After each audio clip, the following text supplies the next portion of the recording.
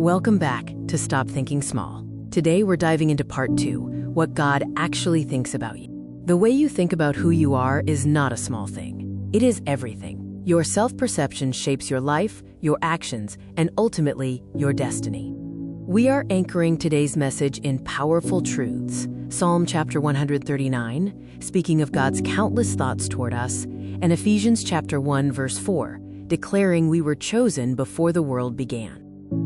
How you see yourself determines how you live, what you produce, and what your destiny becomes. This is why the fight for your mind is the most important fight you'll face. Every single day, you have two distinct voices speaking to you, vying for control over your internal narrative. Voice 1 is the voice of the world. It screams, "You are not enough. You are too late. Look at what others are doing. Your history is against you." This voice comes through comparison, social media, and past mistakes replaying. Voice 2 is the voice of the Word. It says, "You are precious. You are honored. You were chosen before the world began. God's thoughts toward you outnumber the sand." Here is the governing law of your life. The voice you feed the most becomes the loudest, and the loudest voice shapes the way you see yourself. Protecting your mind from destructive thoughts is a daily necessity. This is the guard section of your spiritual discipline. The Apostle Paul calls us to cast down imaginations and every high thing that exalts itself against the knowledge of God. This means confronting any thought that contradicts what God says about you. You overcome these negative thoughts not by arguing with them or relying on willpower alone, but by actively speaking the counter-truth out loud.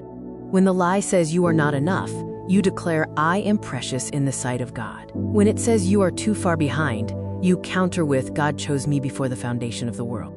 Now, let's make a declaration together. Speak these words out loud. Your own ears need to hear this truth from your own mouth.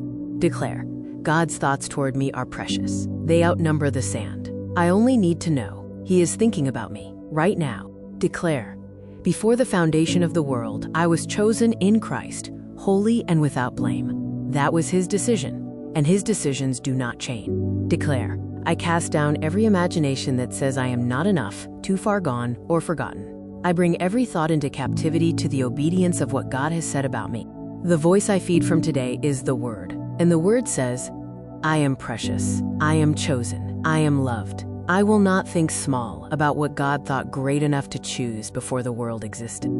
This is a daily discipline. Your job every day is to open the Word, read what God actually said, speak it over yourself, arrest the contradicting thought, and replace it with the truth. Subscribe so you don't miss our messages. And share this with one person today, one person who has been thinking too small about themselves. They need to hear what God actually says.